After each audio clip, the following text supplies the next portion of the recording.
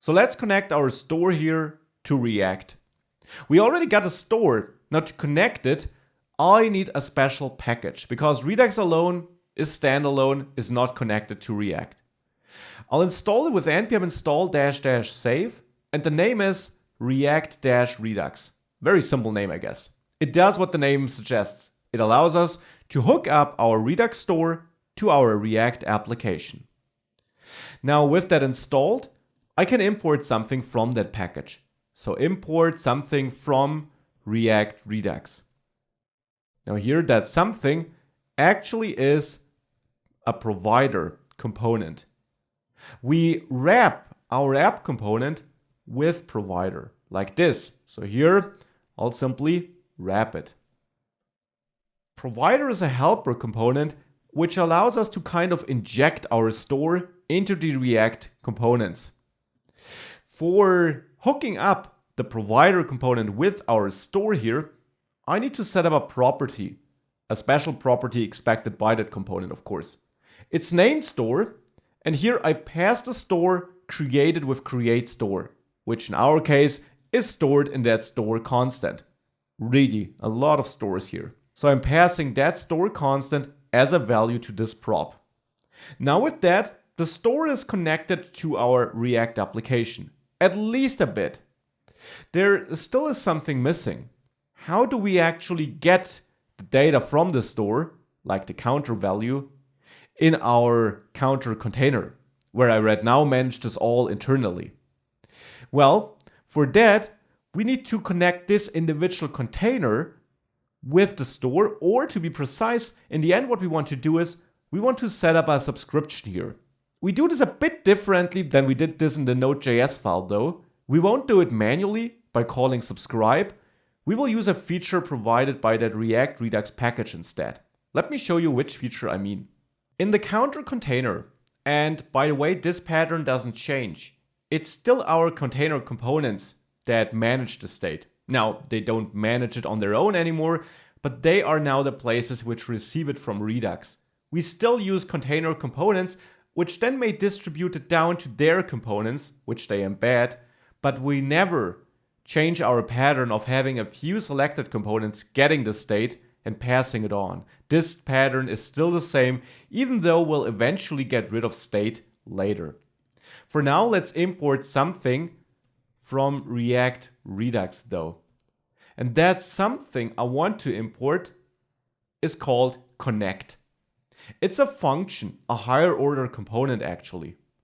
A higher order component we use on the export, so on the counter export. However, not to wrap it like this, but instead connect itself is a function which returns a function which takes then a component as input. So connect is not really a higher order component, it's a function which returns a higher order component. The whole idea behind this complex setup simply is that connect now also can be called as a function, and since it returns a function, we then execute the result of connect of this function execution. We execute this to and pass counter. And to this first function execution, we can pass some configuration for this given container. Precisely, we pass two pieces of information to connect. Which part of the whole application state is interesting to us? Because here we only have counter, but in bigger apps, you may have loads and loads of different states and pieces of states you manage, and you don't need all of that in all your containers. So you can define which slice of the state do I want to get in this container, and which actions do I want to dispatch. Because again, in bigger applications, you may have thousands of actions dispatched from all over the application, but a given individual container may only dispatch a couple of these. So the actions we want to dispatch and the state we want to get.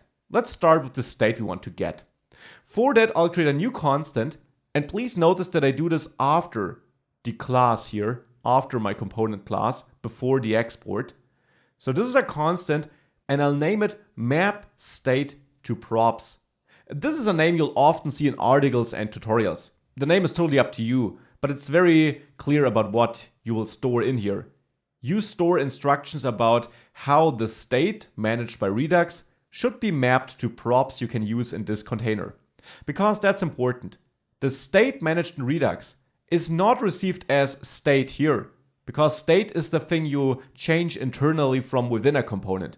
Those times are over. Redux is now the place where we manage and change the state. So we don't want to get anything which we can change internally. And props aren't changed internally. That is why we map the Redux state to props. This is where the name comes from, map state to props. It actually stores a function which expects the state stored in Redux as the input and returns a JavaScript object which is a map of prop names and slices of the state stored in Redux. Now this function will eventually be executed by the React Redux package because we will pass it to it. It's our way of configuring which kind of information we need. So now in this map which we return here, we should define prop names, which are of course totally up to you, like CTR for counter. And then you access state, and this state here, again, will be given to you by React Redux, which of course will reach out to your Redux state, which of course in turn is the state you set up here. So there will be a counter property available. So we can access this counter property on our state. And with that we're saying, hey, please give me the value of the counter in our global state managed by Redux and give it to me in the form of a property named CTR, which I then can use in here. Now with that, we pass this to connect map state to props like this. So pass this constant which holds this function. And now connect, which also then receives the counter component on the function returned by that first function. Connect then gives us this container with access to this CTR property. This now allows us to output this CTR property. So we still have our state in there, and for now I'll leave it here.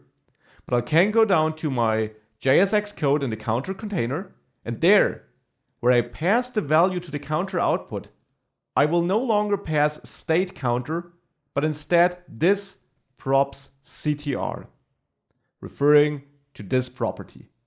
Let's now save the file and run npm start to start the build process again. And then once it's started, we should see that in our application here, we don't get an error. Hitting these buttons won't do anything because we still just call set state on each button click due to this counter changed handler. But we're outputting the state from Redux up here because the counter value we output is passed on here to counter output, and that's referring to our CTR props, which is coming from Redux. And that's 0 initially, and right now we have no way of changing it. Well, let's change that in the next lecture, and let's start with actions.